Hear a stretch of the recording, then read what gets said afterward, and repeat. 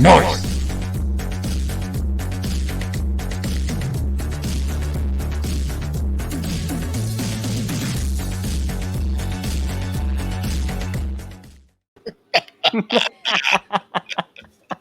I love that intro. Hey, what's going on, everyone? And welcome to the Nice Guys. My name is Chris Rhines. This is my partner, Mick. And we're going to be talking about a lot of movies from our childhood. We are two middle-aged men. We're bound by law to talk about movies from our childhood, movies from the 70s, 80s, and 90s. And we're going to get into it. First, we're going to talk about how we met, and like the movies that we watched when we worked together at Suncoast Motion Picture Company. So, Mick, why don't you take us away, brother? Yes, I don't know if people know, but when you do hit 45 years old, the government does come to your house. They knock on your door, and you do sign the contract that you do have to start a podcast and talk about the movies from your childhood, or you'll be rounded up and you'll be never heard from again. And because I love my children and my wife, I had to do it. When Chris told me he wanted to do this, I said I had to do it anyway, or I'd be taken onto a prison ship. So here we go. We're doing it. Was it Logan's Run? Is that the one? I think it was. You know what? I don't think I've ever seen Logan's Run. I know about it, and I know there was a comic book adaptation of it, but I don't think I've actually ever seen the movie. Yeah, and it's almost the same thing, that they'll shuffle us away if we don't. That's why I've been doing this for a while. I'm just trying to escape, whatever non-middle-aged podcast person prison that they have. So I figured might as well. And also, I do have to say, just hold on for 1 second. It's do you smell that? Do you smell the nostalgia that we have going on right now? Because again, we're starting a movie podcast. So of course you start a movie podcast. What are you going to podcast about on your first episode? Would it be Star Wars? Could it be Raiders of the Lost Ark? It could be Lord of the Rings. I mean, but no, we of course chose Jesus Christ Superstar. now this flick has special meaning for the both of us, and probably for different reasons. Because I'm not a religious person, at all. But and I of course went through the wars of 12 years of Catholic school. I do bear the scars. You can't see them. They're all mental. But I do bear the scars of Catholic school. So yeah, they definitely do hold a different place for both of us. But I mean, like you were talking about, like how we met. So it was the year 2000. Hello, those many years ago.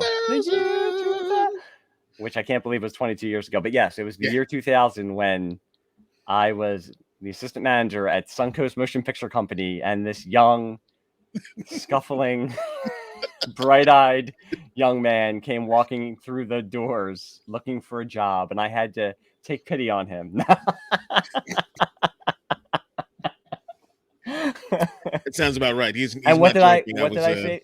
What question did I ask you in the interview? Yeah, you took me out for the interview, and I was smoking then, so I took you outside, and I decided to smoke a cigarette as I interviewed you. Very professional. And I mean, there I was I wasn't a smoker, but I mean, then I was like, all right, this is laid back, this is cool. And then the first question that escaped your face was, do you like Star Wars? And I went, in my head, I was like, oh, I got this. I was like, I'm in the right place. Oh, this is where I'm supposed to be. And I forgot what my answer was. It was like, hell yeah, fuck yeah, something like that. Think before the answer, I think the heavens parted, and you just heard like a choir of angels go, ah, and like the light shone down onto both of us. I mean, little did I know. Like now that I look back, I'm like, what was I even asking? You just knew. It was the force that was flowing through us both. The force does bind us together. Yeah, you knew that's what you had to ask. So I think that was that like I mean, I can't remember what I did last week, let alone 22 years ago. Was that the summer? Was it the fall of 2020? Was it for the holidays at first? Bro, I can't. Because I was going to say, so you obviously got the job because you like Star Wars, so you're in. Yeah. That should be in more like job interviews. I mean, that should be like the first question for anything. Listen, man, yes, Yeah. that everyone should. No. Actually, no. Considering the fan base now and how divisive it That's is, true. That is and, true. now it's like, what parts of Star Wars do you like? Yeah. Before, because this fandom, whew, I love it, I hate it. But let's get on to happier times. Back before Let's there go was to happier times, the Yeah. crucifixion of Jesus Christ. Yes, let's go. I was going to say the prequel era, but yes, and the crucifixion. Yes, literally. But yeah, I think that was around. It was probably before the holidays that we hired you, probably for like holiday help, and then you were hired on full time. Yeah. So then around Easter of that year, because as people who would probably be listening and watching this podcast would be old enough to remember when they would actually go to Suncoast and buy videos. Like, you would walk in the mall and we would have TVs on the side Not of the display that would be, well, we're supposed to be showing the newer movies that were coming out at that time that we were going to be selling. Probably back then, like Tarzan or George of the Jungle or something. But around Easter, I decided that I wanted to watch Jesus Christ Superstar. I don't even know if it was in print. I think it had. I'm sure we sold so many of those. We probably did. I mean, because of was like it the a store story copy we had, or was it, or did you bring it? No, I brought in the copy. That was my copy. I brought it. I brought it in.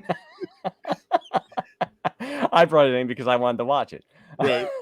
And again, for people who don't know, this isn't like it was like some Quick Stop or some small like dirt mall somewhere. This was the King of Prussia Mall in Pennsylvania, which is what, the second largest mall in the country. So there was a lot of traffic going by who was going to see like the stuff that we're showing and is going to be walking in. But I wanted to watch some 70s Jesus goodness, and I was like, I'm bringing in Jesus Christ Superstar. To which Chris said, "What now?" Jesus who? What now? I was just like, why are we what? Like at that point there were only like a couple of musicals that I liked, and they're weird ones, and they're ones all right. So my favorite musical is probably one that I don't watch enough, but it's The Wiz. Mm-hmm. The next one down, and I get shit for this, is Sgt. Pepper's Lonely Hearts Club Band. There's some good songs in that. If I told you about that, how you not have. until the 90s did I know that those were Beatles songs.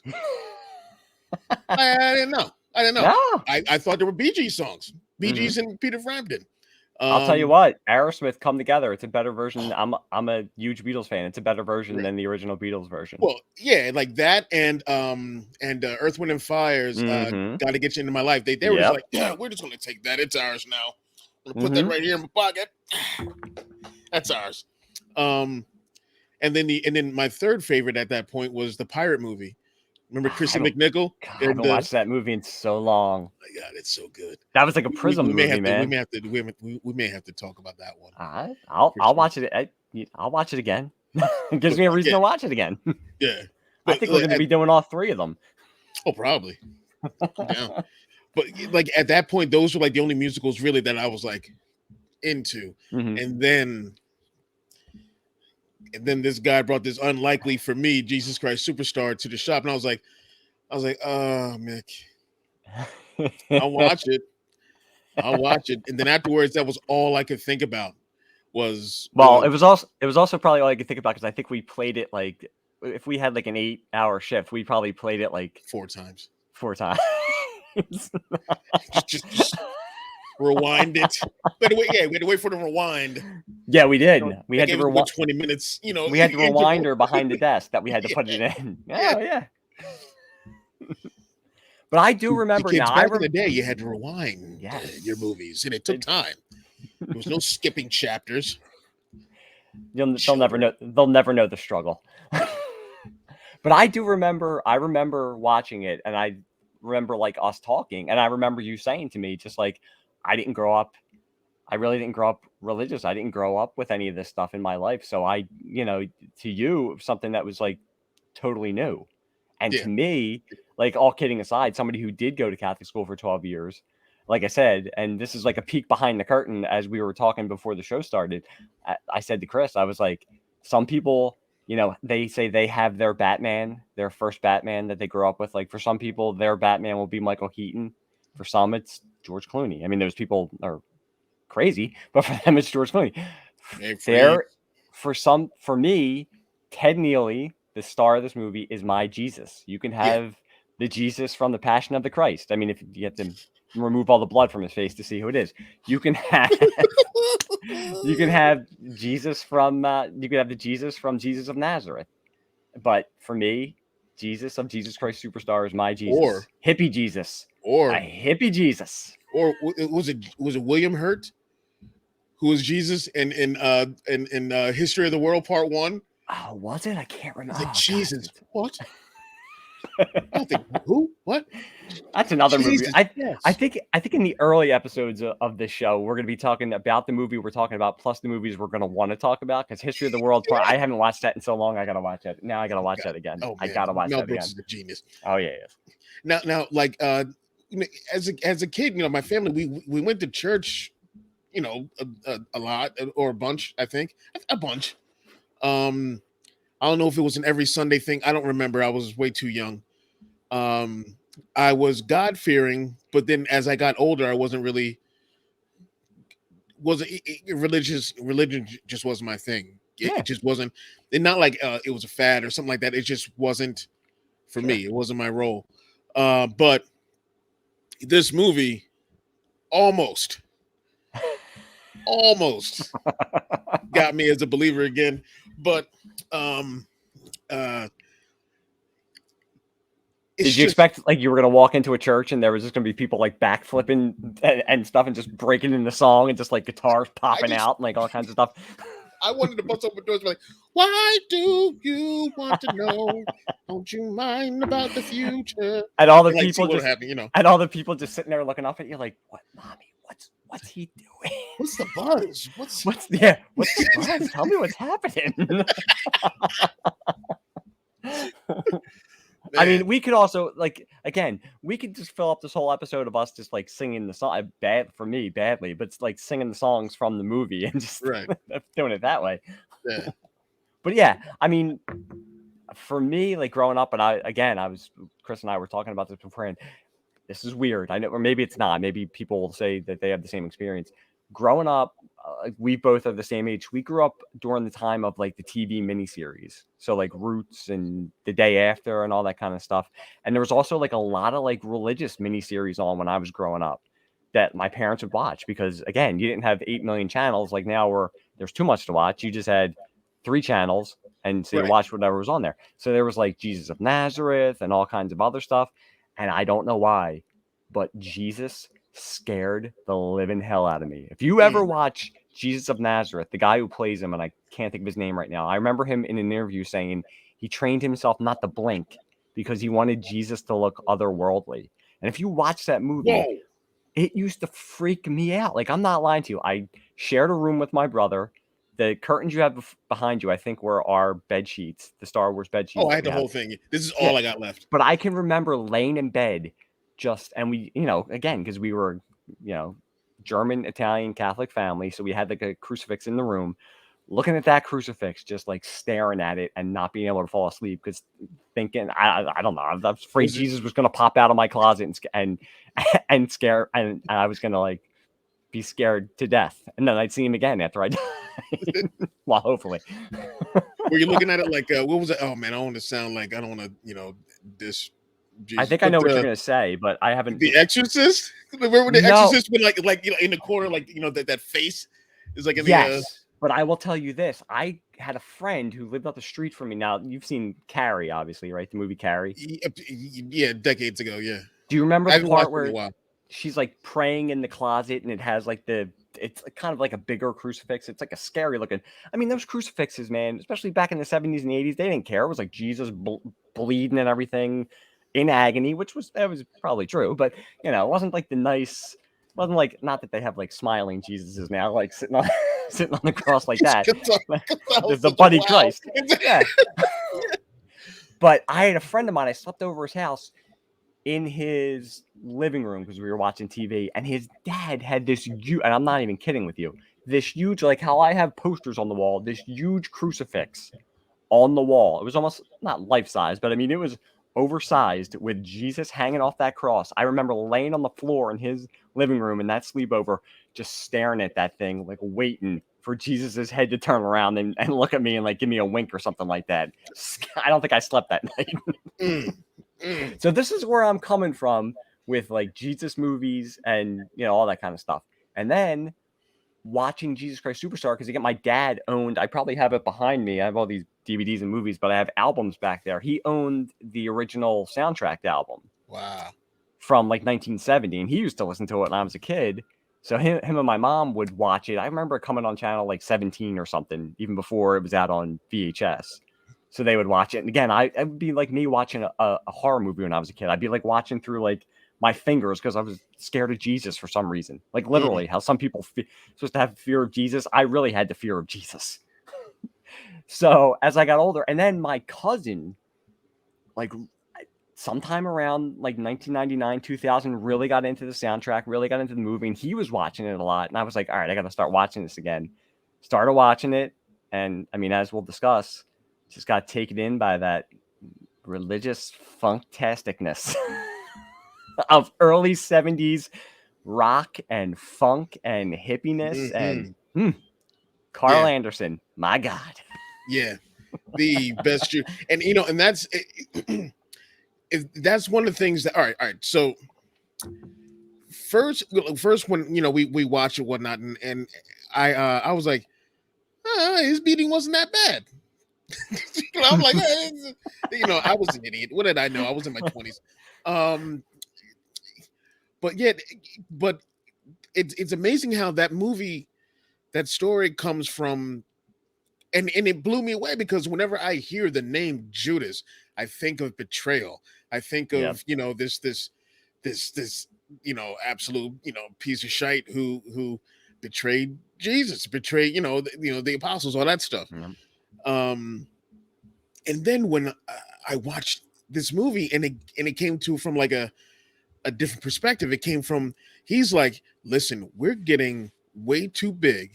You know, say, again, we're getting, I am frightened by the crowds. Yeah. For we are getting much too loud. That you know, that whole thing. Thank God you can sing, because I can't do it, and I don't want to scare people away with my singing. But trust me, I can carry a tune. I'm not a good singer. But you know, seeing it from his point of view makes you go, I mean, it's like, I see why you sort of see why he did what he did. And it's like, also he wasn't in control. Yeah, what you're saying, it's funny because, again, growing up, going to Catholic school, it's the 80s. So you're just taught like Judas bad, Jesus good, this is what happened, boom. I think at the time the movie and the musical were made, and again, it's like Tim Rice and Andrew Lloyd Webber. This was their first big thing. I mean, before Tim Rice is doing The Lion King 20 years later, and Andrew, you know, Lloyd Webber is doing everything that he's done. I mean, Technicolor, something or other. Yeah, which we got into after it. So they did this, and I think it was that time in the early 70s where religion and stuff, it was starting to be studied a little bit deeper, and it was also the time period where especially younger people were more open to hearing that it's not just black and white. It's not just Judas was bad, he betrayed Jesus, and that's how Jesus died. It's showing that Judas, and I think also there's been more academic study about it, where it's Judas was most likely his most beloved of disciples. Like, he was probably his number one disciple. And it's not that Judas was evil. It's like you said, and it's like it says in there, he has his own worries, and he's also, like he says, and I love how he says that in the movie, that he's just they're all just pawns in a game. Or I think Jesus says it to him, that it's everything's fixed and you can't, there's nothing you can stop it. They're all just pawns. Like, it has to happen. And Judas has to be the one who does it. And Judas says it at the end, where he says it to God, like, you know, you murdered me because you made me do this, and you made me a pawn in your game. What if he says it? I think he says it to him. He's like, what if I just stayed here and ruined your ambition? What if I just didn't go? And it also shows Jesus, who again where they always want to show it that Jesus is just this, the halo around him, and he's like, this is what I have to do. It shows a Jesus who's way more human, and he probably was. I mean, again, I don't know. Again, this is my Jesus. This is my Christian Ted Neely. Bale. This is my Jesus. Ted Neely is my Jesus. Like Christian Bale is my Batman. Ted Neely is my Jesus. So how I see it is, if he's going to come here and he's supposed to save us, why not be more human and feel more human and be afraid? He's allowed to be afraid. If you know, if you know that you are only going to live to 33 and you're going to die in what was then and probably now one of the most horrible ways that you could die, you're going to be afraid. You're not just like, yes. I tell you this, like, him when he goes through all those, like when he asks, like, let me see what this is going to be like, and you see these images and whatnot of the suffering or whatnot, and then I think of the Passion of the And for all that, wow. And I've seen the Passion of the Christ, and it's it's a well-made movie, but it is true. I mean, it gets to the down and dirty. I mean, you're seeing what's happening. I like how they do it in Jesus Christ Superstar, that they, he says, watch me die, and it shows like all the artistic depictions of it over the years and all that kind of stuff. And it's a cool way. I mean, you still get the effect of what they're going for, because you see all this stuff and everything. But yeah, then when you think of the Passion of the Christ, and that's probably how it happened. It's like, yeah, like, and that's going to happen. So it doesn't matter, even if you are God, and that's, again, now we're getting into very deep conversations that you're God, but you're also Jesus. But even if you are that person, you're still going to be afraid, because you still got to go through it. So yeah. But I mean, we're already cutting to like the end. I mean, we should have given a spoiler alert for thousands of year old book, but Jesus dies at the end. I peeked at the end of the Bible, though. He does come back, so it's okay. Yeah. You may want to skip over that. Maybe we'll put a spoiler warning on it, just in case nobody knows. Wait, he what?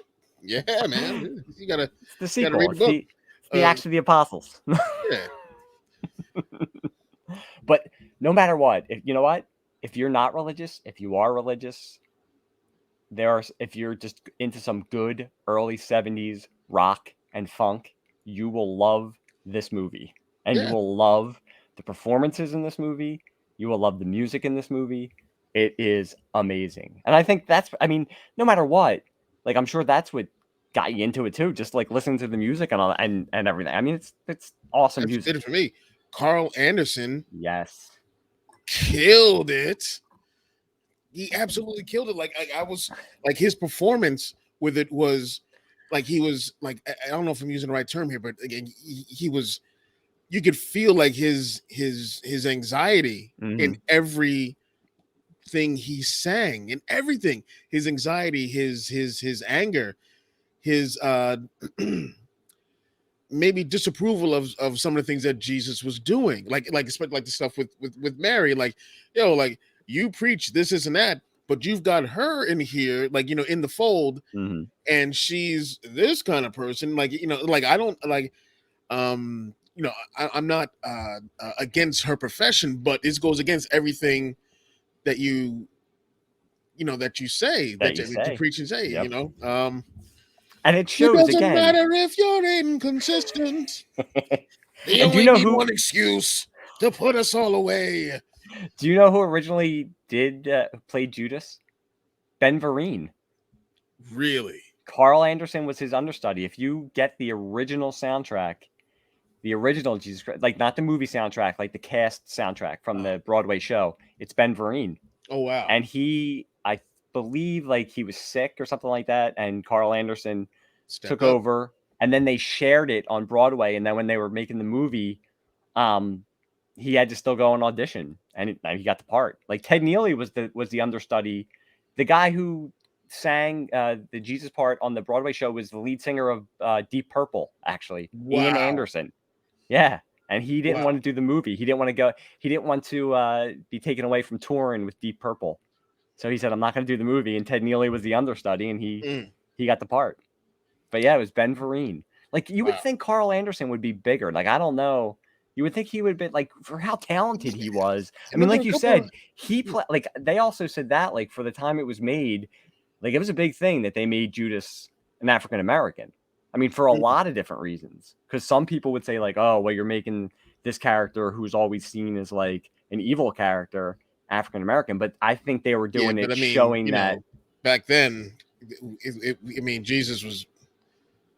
Well, he's also being played by like somebody from Texas, and he's blonde, and it should be somebody who looks like yeah. and like I up until that point, I never I knew Jesus died on the cross. Like I knew that. Past that, the Judas stuff. That's all I knew. That's all I knew. Watching this, and maybe some people ain't roll their eyes at it. Like this is how I understood, as best I could, the story of Jesus Christ. Well, I mean, this movie, like it's in all honesty, it's Jesus Christ Superstar. It's really Judas's movie. In all honesty, I mean, he's, if not the lead, he's the co-lead. I mean, it's really the story about how both of them, they're coming from two different sides of it. Like you said, Jesus is doing what he thinks he's supposed to be doing, and he says that again too in the Garden of the big number at the end, the Garden of Gethsemane number, where he's like, I've done everything you asked me to do. So he's doing it by how he's thinking it's supposed to be done, and Judas is saying, we can do this, but we got to be careful. And it showed, and that was again growing up when you're in like third grade, you're not learning about like the politics that were going on back then with the Jewish scribes and the Romans and how all that was going through. Because that's true too. There, as I've gotten older, I've read other books and stuff and taken college courses, stuff like that. I mean, even if there was a Jesus, and I'm not saying this I think there was somebody, but the Jewish priests, the high priests, they were getting nervous because it's like, this guy's going to screw up the stuff we have going on. Yeah. And I think Judas was a believer, but he was just like, we can do this a different way and not draw, like you said, not draw that much attention. Right. And because you're not just going to get yourself in a whole lot of trouble. You're going to get all of us in a whole lot of trouble. Yeah. Because, we were taught growing up that Peter was like he was like the second in command, and he was like Jesus's.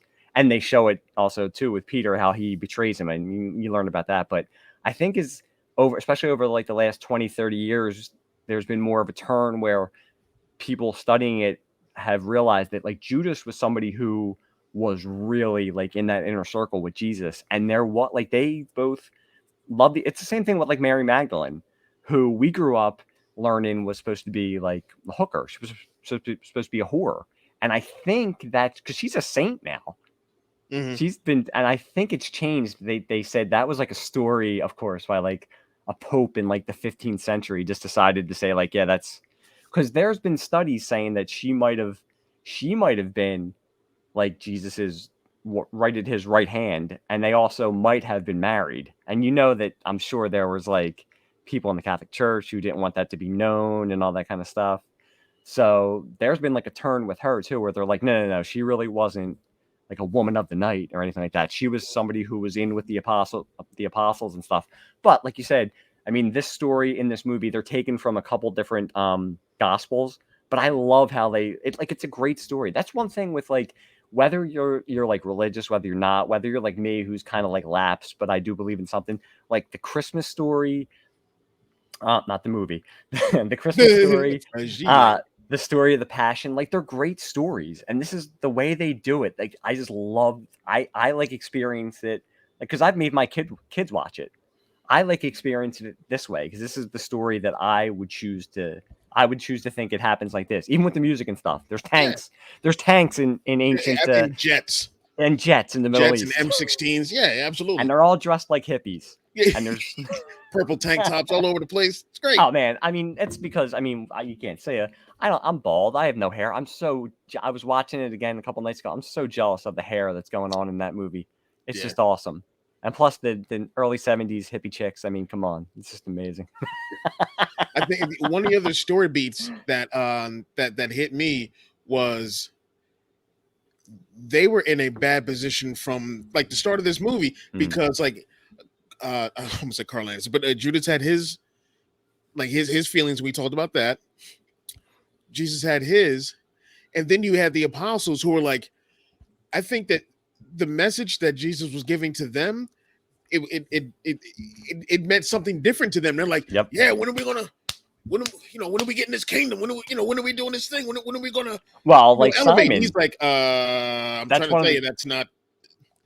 That's one of the awesome set pieces, the Simon Zealots set piece. Yeah. The power and the glory set piece. God, I wish we had the money to actually like put up the clips of all the stuff we're talking about. People who are watching this right now, go out and watch this movie after we're done talking about. But like the Simon Zealots, like he was the apostle. And again, my religion teachers would be like so proud of me right now, pulling back on all the stuff that I learned from like 1st to 12th grade. But Simon Zealots, he was the one guy who was like the revolutionary. So he was saying, if you give the word, he was saying to Jesus, that's what they thought. They thought when they heard the king of the Jews is coming back. He's coming back. We're going to raise an army up. We're taking over. We're going to get Rome out of here and we're taking back our land. Yeah. And, that's supposed to be his teaching is no, that's not how we're going to do it. But, and the apostles, and, I think in this movie, some of them, they come off as not the brightest bulbs in the yeah, because they're just not getting the message. Like when because I was watching a little bit before we went on, and I was watching the What's the Buzz number, and I'm like, these guys like, yeah, so come on. It's like, when are we doing this? Let's go. What are we sitting around here for? Let's do the thing. He's like, why do you want to know? No, but no. Wait, I'm laughing because you sound really good. but it's just, he's like, guys, I don't think you understand what I'm saying here. Like, I don't know if he's like, I don't know if I have any other way of even trying to explain to you like what this means. Like when I say kingdom, we have to die first. Yeah. And I think, especially the time it was being made, like, again, I'm joking about like the hippie stuff and everything, right? But like that, I'm sure they, there was feelings with that going on where it's like, it's kind of to look back at it now because it's so long ago, but like with, the Vietnam War going on and there was a revolution talk and all that kind of stuff and everything like that. I'm sure there was, they knew the corollary they were building up with like that and that, but you're right. Like, and that's another thing with Jesus. They show him getting, again, I grew up with that blonde hair, blue-eyed Jesus who always looked like he was totally chill. Had kids sitting on his lap. He had a lamb next to him. This Jesus gets pissed. This Jesus, he don't have time sometimes for some of the apostle shit. He's like, guys, like, chill. How many times do I have to try to explain this to you? And I like him flipping over the tables in the when everybody's selling all the stuff in the temple. I mean, you do learn that. I mean, that's something that they teach us, that Jesus flipped his shit when he saw the people. But that's an awesome. I love that scene, and I like how they do it. I know it's funny because I was thinking about this before we did it, and I almost was gonna say like it's not something you can make today, but it's not true because it keeps getting restaged. I mean, they had the John Legend one. I think it kind of sneaks in there now. It's been around for like so long that people. I think the message back when it first came out in the early 70s, it was a lot more controversial and a lot more revolutionary. And now I think because it's so well known on Broadway and stuff that they don't worry about it as much. But I like how all the restagings of it. It's hard because a lot of the times it's like on a stage, you can only do so much. I like how they did it where they mixed in, they went to the actual Middle East and filmed it, and they kind of like had like the look of, one or, of Jesus time, but they also had like the modern stuff. I just think that adds to like the kind of surrealism and stuff like that. Yeah. But I like how they did that. I mean, they could have just staged it. Yeah, I mean, I'm trying to think. I mean, back then in '73, I don't think there was most of the time music, like how we were talking about musicals. They were like big budget, like, Funny Girl or something like that, or Sound of Music. Yeah. And this, I think they were taking it right from Broadway. Absolutely. And it was at that time of the '70s with all the stuff that all the just like music was changing, like Broadway was changing too. So I like that they did something different with it because that version of it, and it's my personal because I love that one the most. but like that version of it just stands out because we can even talk about when we got into it. I remember they put out a new version of Jesus Christ Superstar right around. Bro. Okay. I couldn't. That version was. I wasn't a fan of that. Like the 2018 version. I didn't mind the John. Yeah, I liked it too. I liked John Legend. I thought he was good. I think the Mary from that one, and it was Sarah. I forgot her whole name, but she played Mary. Okay. I thought she, and I hate to even like be like, better than this or that, but her voice is amazing, amazing. That one that we watched at the store that was like it was like direct to video kind of. Listen, who was it? Because one of the guys, I think it might have been Pilot, and he looked like M. Bison from Street Fighter. I don't know if you know what I'm talking about. The hat, the shoulder pads. Yes. Yeah. I was like, where's Ryu right now? Where's Ryu and Ken? Somebody throw a Hadouken. Jesus Christ Superstar. And that's the hard thing with redoing. Like, I kind of like how they did it, the John Legend one. I think they put a lot of thought into it, and they knew that they were kind of going up against the original one, and they had to do something. And it's got to be hard too. Like, whoever they get to play Judas has got to be good, because Carl Anderson, for me, it's going to be hard. I haven't seen anybody who's ever like topped him. I've heard other casts doing it and stuff like that, and they get close. And the guy they had in 2018, he was okay. But yeah, I'm just like, yeah, it's just like that Carl Anderson that goes to Carl Anderson. It's not going to be. Yeah. It's too big of a shadow to step out of. Ted Neely can't be stopped because he was like, he was still touring it up until a couple years ago. Yeah. Him and Carl Anderson went out up until the mid 2000s, I think, until Carl Anderson passed away. Yeah. And I know that the actress, who played Mary in the original was like touring with them as well. Yep, she was doing that as well. She had a couple hits in the 70s. Yvonne Elliman. I'm trying to think. If you look her up, there's stuff that I looked her up one day and I was like, oh, that was her. Like, I mean, she didn't really last. Even before we did this, I was looking up Carl Anderson. He had something in the early 80s. He had a hit, and I think I didn't get to hear the song, but I bet you if I heard it, I would know what it was, and I just didn't know it was him. I'm like, I don't know. I know I heard it, and I was like, it was good. And like his voice is amazing. I'm just like, there's not enough pain in your voice, man. I don't know. It's you talking all this sweet talking these ladies.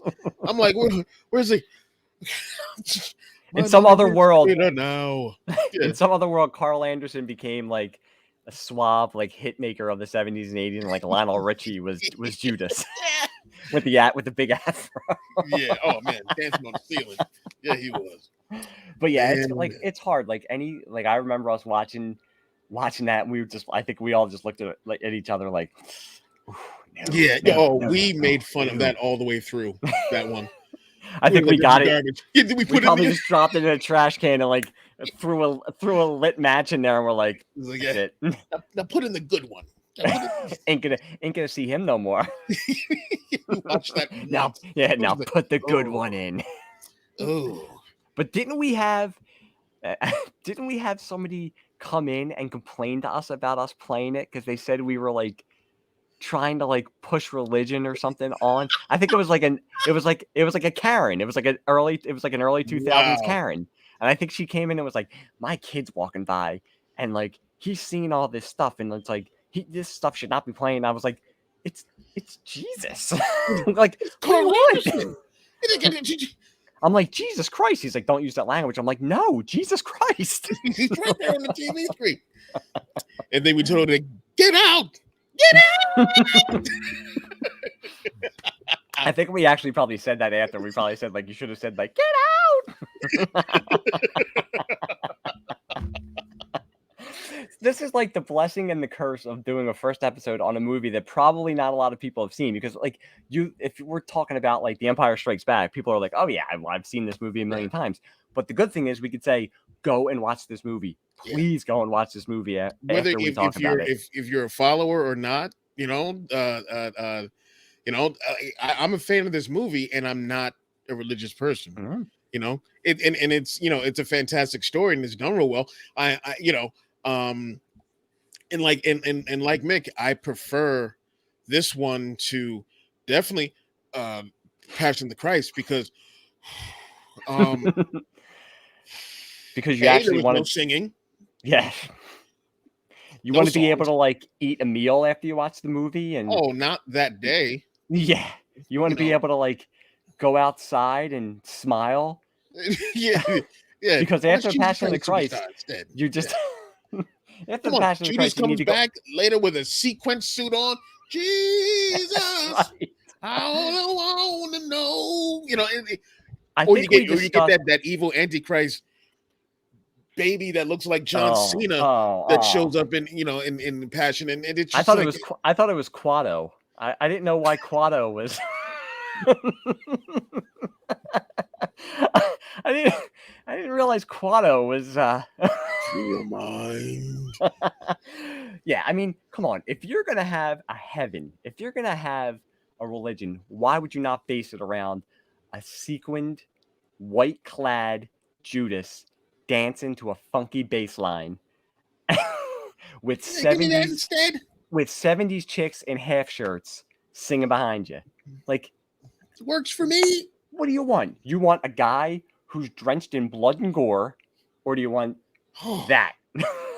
There are parts of that beating that just Oh, that I still think about. Like I could be driving to work and I just think of just out of nowhere, just like like yeah, what happened? You have something bad to eat last night? No, just no, thinking I was about the thinking about Passion the of the Passion of Christ. the Just thinking about Jesus. Woo. Oh man, that was Christ. tough. Man, that beating. And we didn't even talk about we're talking about that. Like Pilate in Jesus Christ Superstar. Another great role. And another again showing him like again, when you grow up you learn about Pilate and it was just like, well, he was the Roman, he was one of the Roman higher ups who put Jesus to death. And you have him in this, like again, questioning and saying, like, trying to say to him, like, I'm trying to help you out here. Yeah, Like, just say what I'm telling you to say, and I'll just put you in prison for a little bit. I don't have to kill you. Mm-hmm. And that's what he screams at him at the end, where he says, "Don't let me stop your self-destruction." Yeah, something like that. Righteous indignation or something like that. Yeah, your self-destruction. And then Yeah, when he says, self-destruction. That's right. that's what he says, "Die if you want to, you innocent puppet."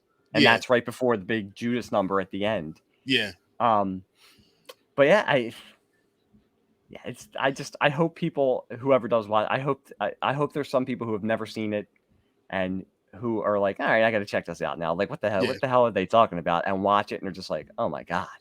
Because I think we discussed as we worked there that maybe we could have like restaged it, and we were gonna pop you in that white like sequined outfit to sing. Just have me over by the anime section. Just I only want to know. A couple of voices that were in this thing, the performers. We have not even by the way, we have not talked about the Herod sequence. We didn't talk about the Herod scene yet. But there were a few performers who, like, there were voices that I would kill to have. Oh yeah. And I think it was Caiaphas, I think was his name. Yes. Who had the voice. I can't even do it right. My voice cannot go that deep.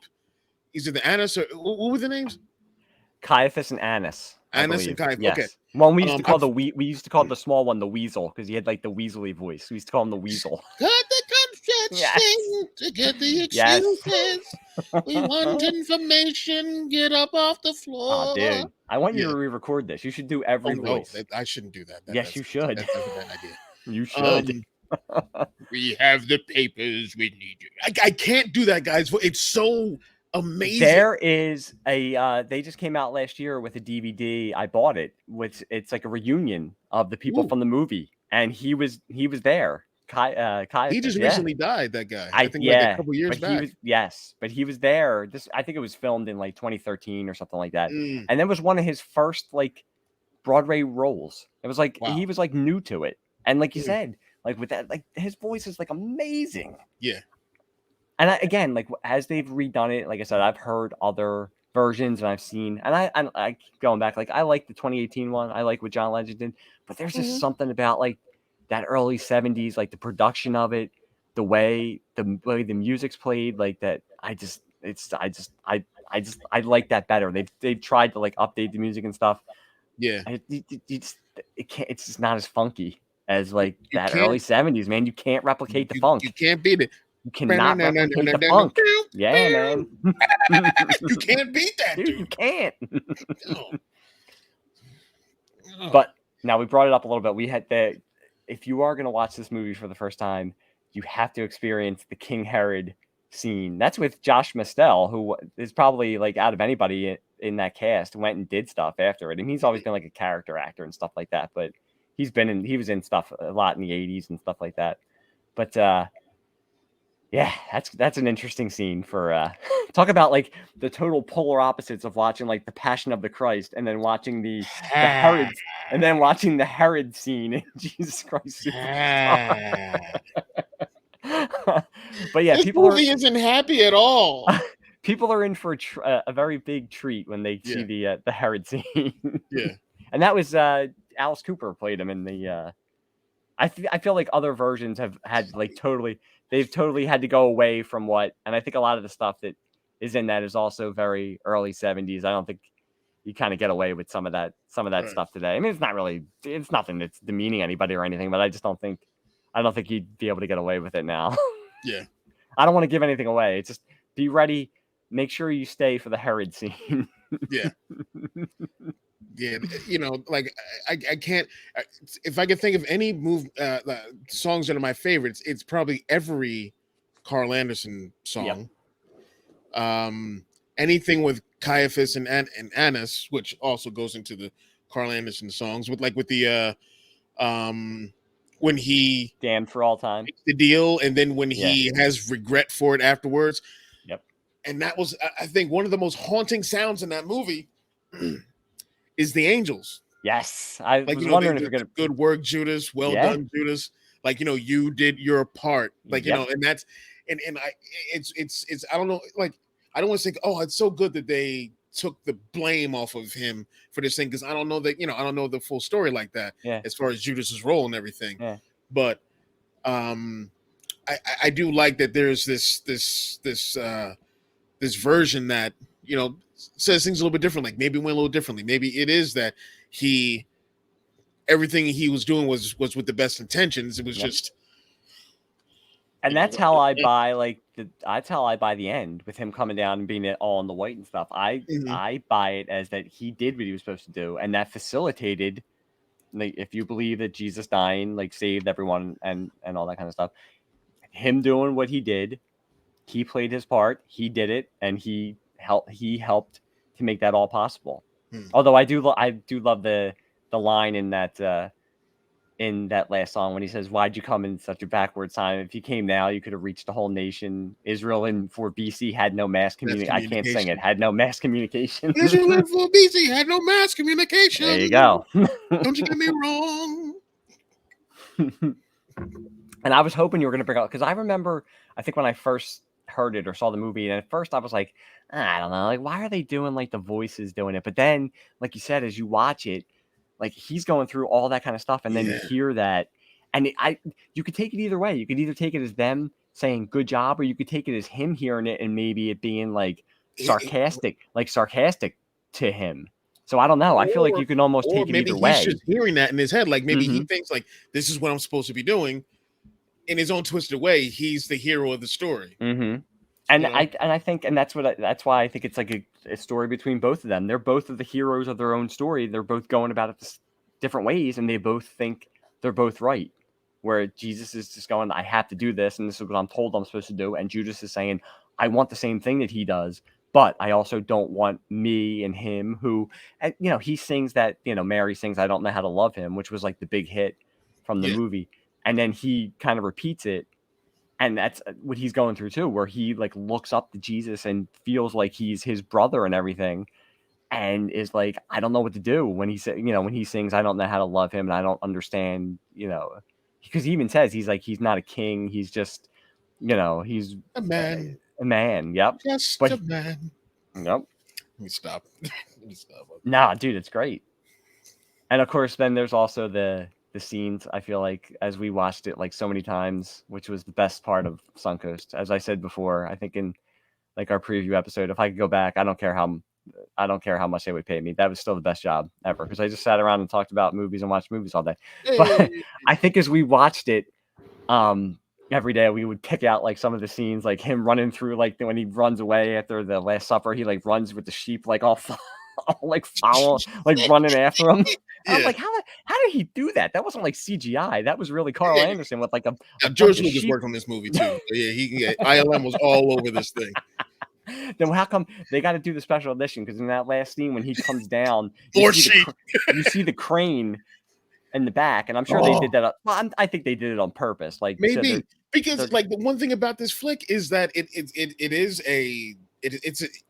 the movie's a stage show just done on location. Yep. And like how everything's over and they all get back into the bus. Yeah, Although Ted Neely does not get back in. That's true. And they also said that last scene, again, we're giving out spoilers. Jesus dies on the cross. Sorry. When you see the cross up there, that like last shot, and then you see the shepherd walking across, that was not planned. That was just a guy. That was just a local dude. That was just a local shepherd who walked across. And then because they say people as they watch the movie take that as, oh, that means because they don't show him, they don't have him come back being resurrected, but they take that as, okay, well, that's the shepherd. Jesus is the shepherd. That's supposed to represent that. Yeah, he does come back, but they didn't mean it like that. It was just somebody who walked across the screen, and that's how he was like, we're gonna keep it. What are you guys? Yeah, what are you doing? Oh. No. Well, you didn't notice we're making a movie? There's people crucified here every day. Like some big cross just up on a hill. But we're going back to the beginning, we're going to the end. I like how they started off with like everything, like you see them taking all the stuff off, like it's like, hey, this is going to be a show, and you see like he in the beginning points out, I only think he uses a couple of locations. I mean, it's a big scope, but I only think there's like he's redressing stuff that they used for like different shots, but it never really feels that way. Like it's funny. It's a movie that has the feel of a Broadway show, but it doesn't feel confined like a Broadway show. Like he uses like everything, and then even bringing in like the tanks and the jets. I always love that part because I always take it as like they're dropping them off because he does like that roll. It's supposed to be like they're kicking him out of the jet. Like get out of here, go flying out of the jet. But yeah, there was like so many things we would watch, and like we said, the Annis and Caiaphas, the weasel. I think Annis was the weasel, but he has that awesome like weaselly voice. It's just like it's so good. And we didn't, like you were saying, like favorite songs, like they change all the time. I start watching it, like it'd been before we did it. I watched it like a couple nights ago, and I hadn't seen it in probably like a year or two. And I just get right back into it. I'm like, oh, I love this song. No, I think this one's because I'll play the soundtrack, and again, this all goes back now that I'm a parent. You got to start your kids young. So you start them with like Star Wars, you start them with Marvel. And then I was like, I got to start them with, and DC, I was like, I got to start them with Jesus Christ Superstar. I'm like, so like one Easter started putting it in. I remember my son was like, what's this? I was like, I don't know if I like this. But the next day he was like, can we play that? He was like, can we play that? Those songs you were playing yesterday when we were driving around? I'm like, yes, we can. And the next week we were sitting around the dinner table. My wife comes in from work and it's like me and the two kids like singing like Hosanna, Hosanna. And she's just like, oh no. What happened? there's two more of them. They're multiplying like gremlins. You fed them after midnight. You fed them Jesus Christ Superstar after midnight. Great flick. So now they're into it. They finally watched the movie. My son liked it. I think my daughter, I mean, she's only 8. She was like 7 when we watched it. She was like, it's all right. She was like just sitting there. I think she went to the iPad. But she likes the songs. She does like this. She sings the songs. There's nothing better than when you're driving and you put like the CD of the stuff that you'd like on and you just hear the two small voices in the back singing the songs. And I'm just like, yes. I might not be able to help them with math homework, but I can damn sure get them into Jesus Christ Superstar. I got them on the movies. I always got them on the movies. Hell yeah. So yeah, I mean, we wanted to go big for the first episode. So we were like, what do we do? Do we do like the entire Star Wars trilogy? Do we do like Titanic? Do we do? Nah, we're doing Jesus Christ Superstar. Yeah. I mean that was that movie was one that yeah, I mean that was the linchpin for us was that movie. Yeah, because we already knew that we liked Star Wars. Yeah. We already knew that back then we were into wrestling. We had we had the sound for every time we saw the replay card.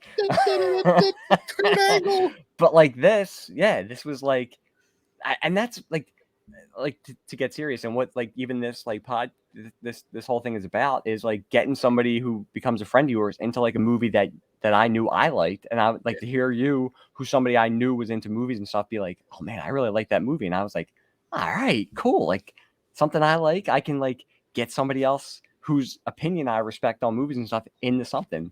Like that's like an awesome feeling. And like with this, as I've been saying, and we've both been saying, like, hopefully somebody watches this and like, I got to go check this out, or maybe hasn't watched it in a long time. It's like, I got to go watch it again. And they're like, oh man, I forgot how good this is. Yeah. Now, one last thing. Now, I know that sometimes we did little, like, one day or maybe like a couple days, we would transfer to another store to work for a little bit. Did you ever take it with you? I don't think. You know what? It was like the Plymouth Meeting store. Like, hey, I got something. It was like I feel like every time I go to a different store, it was like the Bizarro Seinfeld episode where they had like all the Bizarro, like the Bizarro Elaine or the Bizarro Jerry. It was like you'd go there and be like, all right, like I'm not watching that shit. Like it's funny, like that store, like I said, like when we were talking about before, we only worked there for like maybe like a year together, but it felt like we worked there for like 5 years. Because like the people we worked there with, most of them, like there was it was one of the only times in my life where I actually enjoyed going to work every day. And like I felt like I was with people, like when you say like finding your people, like I was like, I just enjoyed myself going every day. And I even in like all the other stores, because I went and worked at other places and it was like, it's not the same. Like I don't think I did. I don't think I probably didn't watch it because I don't think I was probably like, they're not gonna get it. They're not cool enough to get Jesus Christ Superstar. They're not gonna want to watch Joseph and the Amazing Technicolor Dreamcoat after this. Come on. With Donny Osmond. With Donny Osmond. But no, I don't think I ever took it to another store. I think I kept it as our KOP. Like I was a KOP special. Mainstay, hell yeah. Yeah. Yeah. How many complaints do you think the people were like, I was at the King of Prussia, walking by the King of Prussia Suncoast. Jesus Christ. And there's people singing like religious songs and it was like running over there. We should have done Glee years before Glee. We should have just been like popping out of the back room, like doing somersaults, like walking up the aisles, like singing and stuff. Yeah. We'd have gotten fired so quick. By the other manager, not from Ron, but maybe the other one. But, yeah. So I want to thank you guys for watching our very first Nice Guys podcast. I hope we didn't scare you away with the Jesus Christ Superstar talk. The following movies that we're going to be doing are going to be less religious, like totally, unless we're talking Star Wars, because that's a religious unto itself. I kneel at that altar. That's my thing. But we got some, we're going to be doing a ton of fantastic movies, like from the 70s, 80s, and 90s. What do we have on tap? I know we're talking about doing Running Scared. Yeah, I think this is what we want to do. Like, we're going to do, and I'm sure we'll get to like bigger movies and stuff, but I think we also want to do like stuff like this where it's stuff that maybe people haven't really heard of, or like you said, 70s, 80s, 90s, like some comedies or dramas or stuff like that aren't like the big ones. I mean, I want to do Running Scared, and I think that's kind of like a cult movie. It's funny. I'm surprised how many, when I bring it up, like how many people do remember it and are into it, because it wasn't like it was like some big movie. It's not like Beverly Hills Cop or something like that. But I think we want to try Running Scared. I mean, what you were talking about, like The Wiz. I wouldn't mind revisiting that because I haven't seen that in a long time. But I don't know. Maybe like Real Genius. Love to do Real Genius. Yeah, The Outsiders. Outside. I want to do The Outsiders because I know you're a big Outsiders fan. And I think I've only seen it once, like years ago. I couldn't even tell you the last time I've seen The Outsiders. Men at Work, Emilio Estevez and Charlie Sheen. That's a great movie. Never touch another man's fries. That's right. I hate Rent-A-Cops too. Dude, that's a great movie. And again, that's like, you know what? Whoever is watching this and says like, yeah, I want you guys to do that and is a fan of that, I want to be friends with them, because I'll say that to some people and be like, who? Men at Work? What's that movie? And I'm like, sorry, can't be friends. Said to my wife, I'm like, sorry, we have to get divorced. You don't know what Men at Work is? I don't care if you're like, the isn't mother that the of Australian band? Like, no, not that. No. Not that. I mean, yes, but not them. Yeah, I think we gotta, from the stuff we've been talking about, we'll have some like surprises and stuff like that too. We're gonna do like stuff that brings us happiness, and it's, again, like we joked around at the beginning, but I mean, it's stuff from when we were kids, like that. It's probably movies that like shaped us. It's movies that like shaped our sense of humor, our outlook on life, and all that kind of stuff. And Jesus Christ Superstar shapes my music choices, because I will never find anything as funky as Jesus Christ Superstar, and it angers me sometimes that there's a dearth of religious funkiness in our world. But yeah, I'm excited. I think we're gonna have a lot of good stuff. Yeah. Oh yeah. All right. So guys, thanks for watching, and we will see you next time. We're not even sure what movie it's going to be yet, but the movie's going to be awesome, because we. Yeah, you know what? You got to keep them. You got to keep them wanting more. You got to keep a couple of surprises. Yeah. So you know what? Absolutely. And go out and watch Jesus Christ Superstar, please. You are not going to be disappointed. Yeah. All right, guys. Thanks for watching, and we will see you. I'm not going to say at the movies. That may get us sued. No, we're going to say we'll see you, and it's going to be catchphrase pending. Yeah. We'll have it all mapped out by the next one. We will. Or the 5th one. Who knows? Lord willing, Ted Neely willing, Carl Anderson willing, we will have it worked out by the next one. Yeah. Thanks, guys. Thanks for watching. Thank you.